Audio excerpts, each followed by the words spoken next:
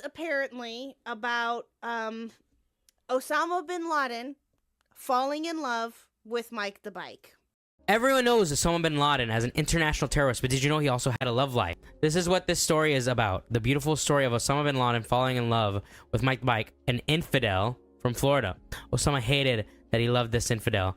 Sometimes the heart wants what it wants. Wow. Diary of a Supreme Terrorist. The world knew him as a monster, a specter of terror.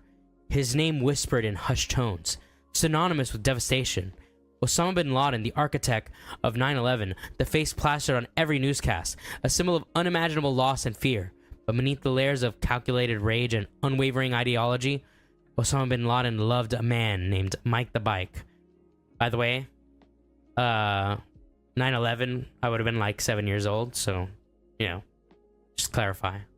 A man who, in any other context, would have been an enemy, an infidel, a person deserving of nothing but scorn and derision in the eyes of the fantastical extremist that the world knew him to be. But the heart, as they say, is an unpredictable and mercurial beast, and bin Laden's heart saw in Mike something far removed from the perceived otherness that defined the relationship between their respective worlds. This story isn't going to have a happy ending. We all know that Osama bin Laden made a deal with George Bush and the Jews, I disavow, to orchestrate 9/11, but within 3 precious years, amidst the chaos and the impending doom, there existed a truth that defied logic and revealed the profound, unsettling capacity for love, even within the heart of a monster. Our story begins not in the desolate mountains of Afghanistan, but in the sun-drenched, neon-lit den of debauchery known as Florida. Why? Neon-lit? Alright, next part. Okay, Cope and Jihad. Michael, or Mike the Bike as he was known by his friends, born in 1967. What? In Florida, Mike the Bike earned his moniker honestly. He was a blur of motion on 2 wheels, a Mexican with sun-bleached hair. Now you may ask, hey faggot, how the fuck did this Mike the Bike guy and Osama bin Laden meet up if Mike is in fucking Florida, you fucking freak? And to that I say, calm down please. Let me tell you. Before becoming the Osama bin Laden we all know and love, his name was Beckett. No!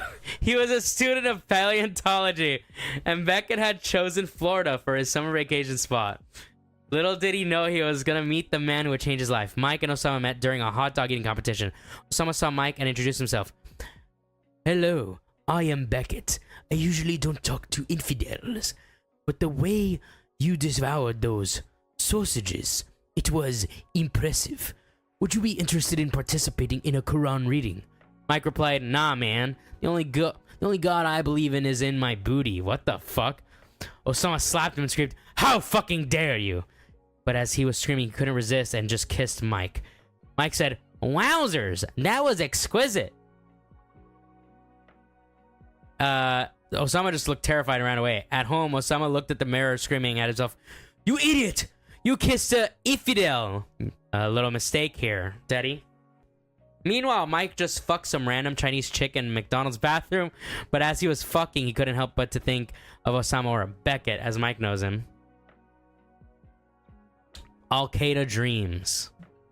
It's been a week since Osama bin Laden kissed Michael. He's still mad at himself for kissing a dirty, no good infidel. Michael wasn't faring much better. He's trying to forget Osama by doing copious amounts of drugs and fucking all the Chinese chicks he can find. Why Chinese? Osama was walking the streets of Miami looking for meaning when he encountered them.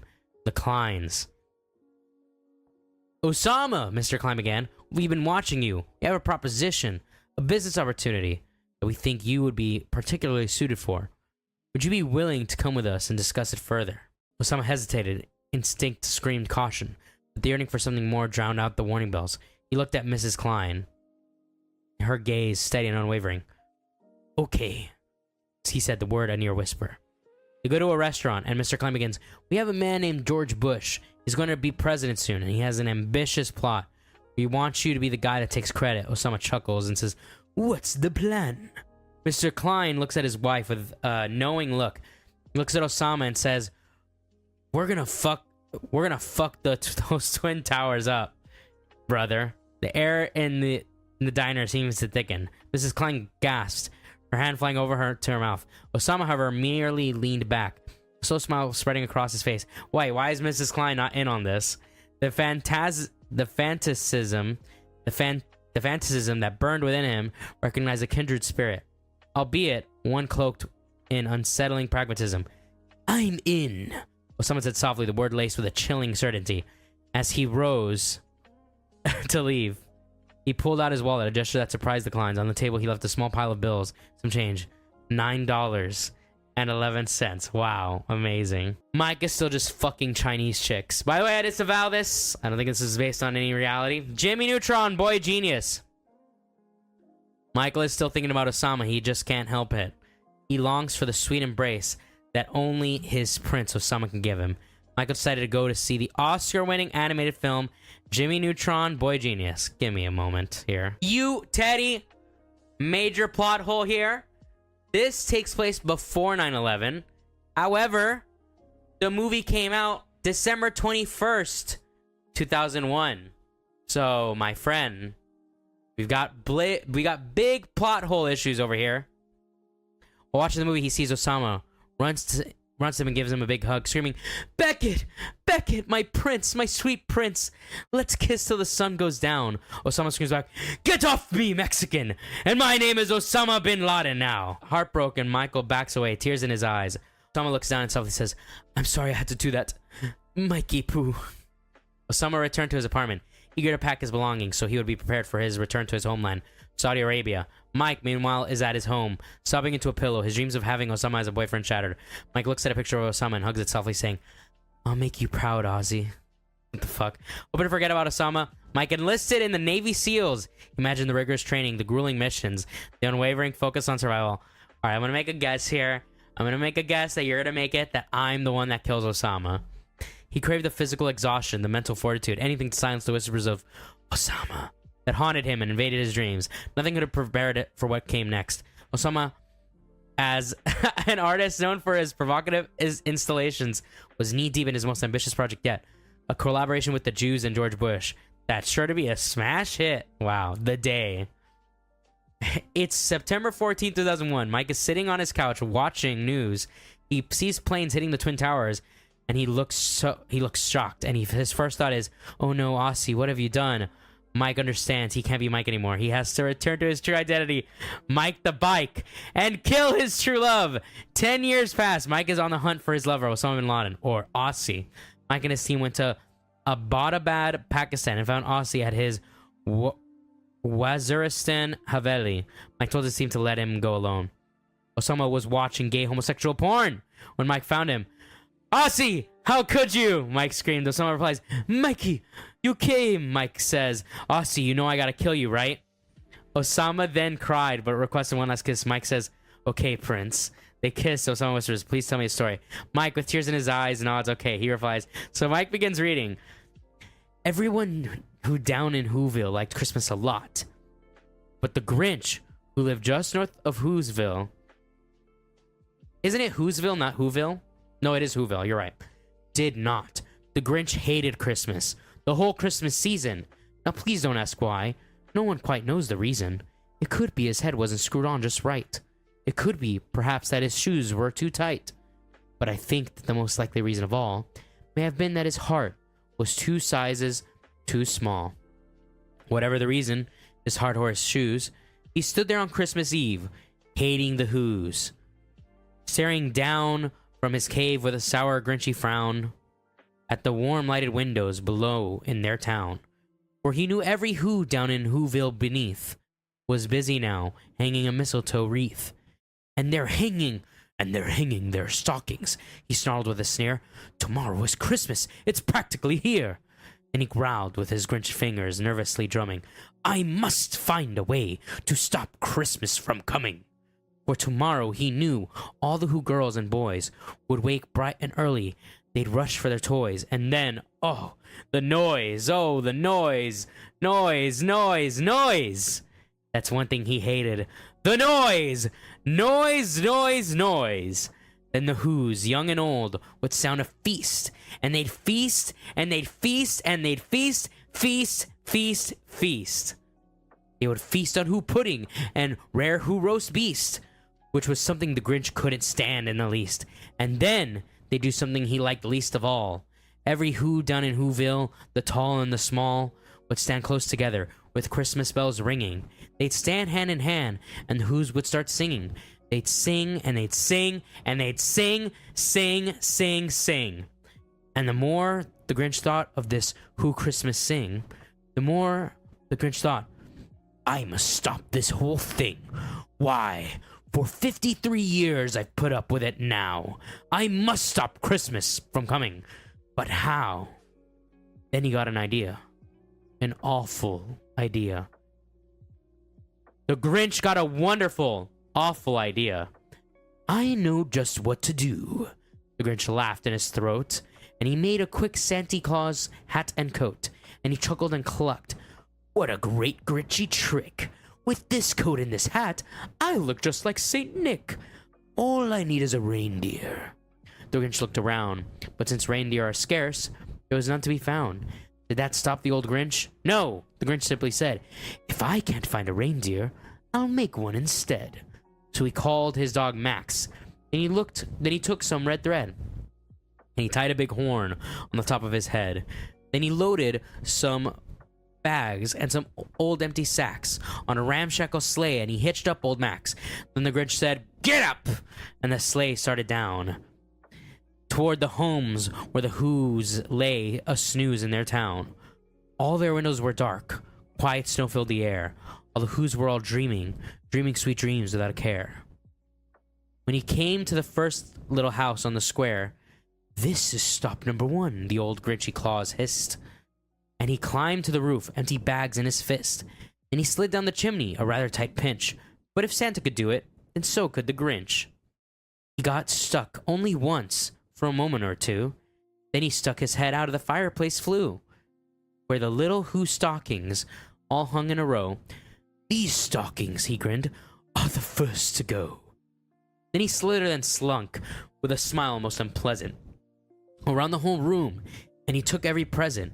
Pop guns and bicycles, roller skates, drums, checkerboards, tricycles, popcorn and plums, and he stuffed them in bags. Then the Grinch, very nimble, stuffed all the bags one by one up the chimney. Then he slunk to the icebox. He took Who's feast. He took the Who pudding. He took the roast beast. He cleaned out that icebox as quick as a flash. Why, that Grinch, he even took their last can of Who hash. Then he stuffed all the food up the chimney with glee. And now, grinned the Grinch, I will stuff up the tree. And the Grinch grabbed the tree and he started to shove, when he heard a small sound like the coo of a dove. He turned around fast and he saw a small Who, little Cindy Lou Who was not more than 2.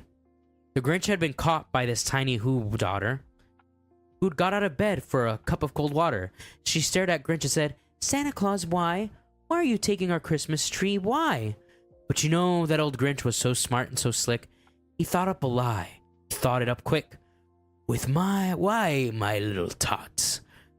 Wait, he's doing like a Santa Claus thing. Why, my little tot? The fake Santa Claus lied. There's a light on this tree that won't light on one side. So I'm taking it home to my workshop, my dear. I'll fix it up there, then I'll bring it back here. And his fib fooled the child. Then he patted her head, and he got her a drink, and he sent her to bed. When Cindy Lou, who went to bed with her cup, he went to the chimney and stuffed the tree up. And the last thing he took was the log for their fire.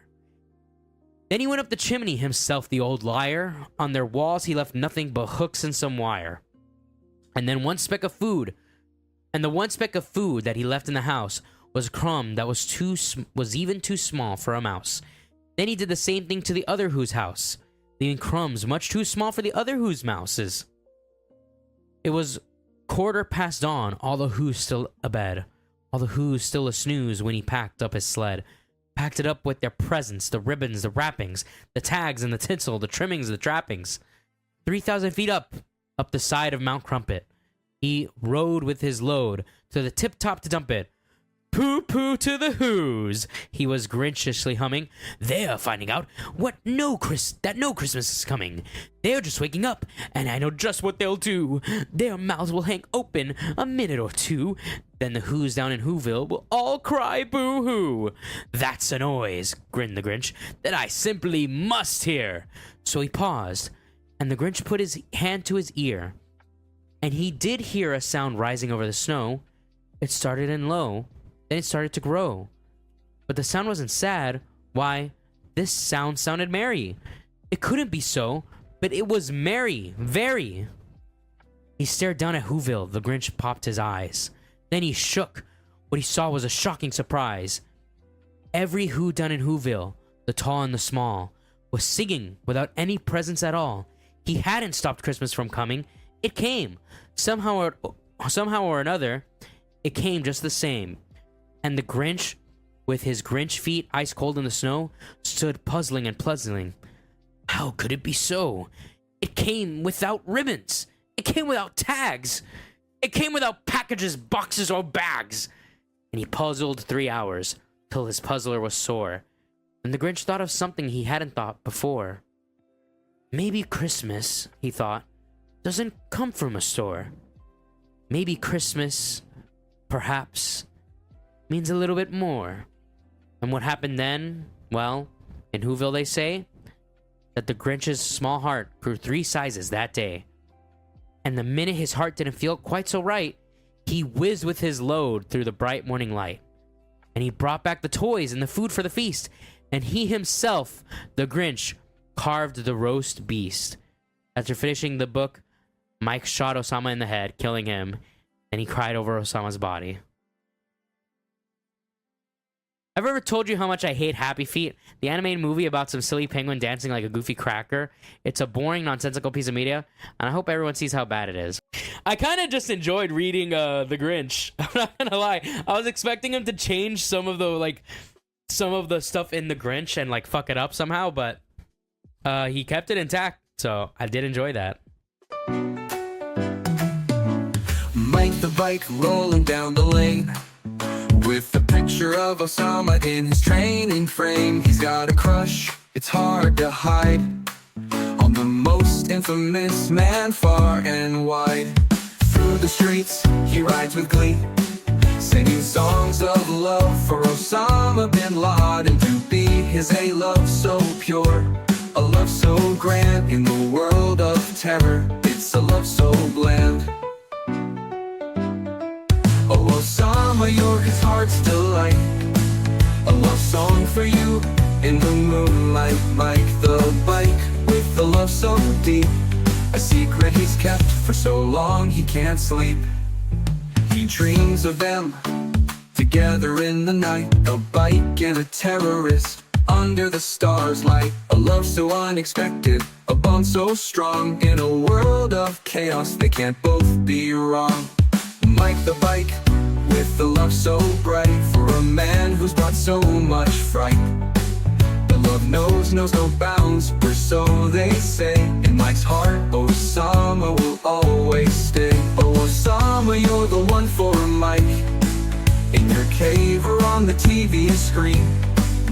His love for you is pure and true. Mike the bike and Osama too. Osama with his turban and that grin, Mike the bike couldn't resist him. They danced and sang under the desert sun. Mike's love for him had only just begun. Osama, you're his heart's content, a love song for you he'll always lament. Mike the bike, with a love so true, confessing his feelings in a catchy tune. The other bikes, they don't understand, but Mike the bike has a love so grand. He'll ride for miles through thick and thin, for the love of Osama he'll always win. Get off me, Mexican! America deserved 9/11, dude. Fuck it, I'm saying it.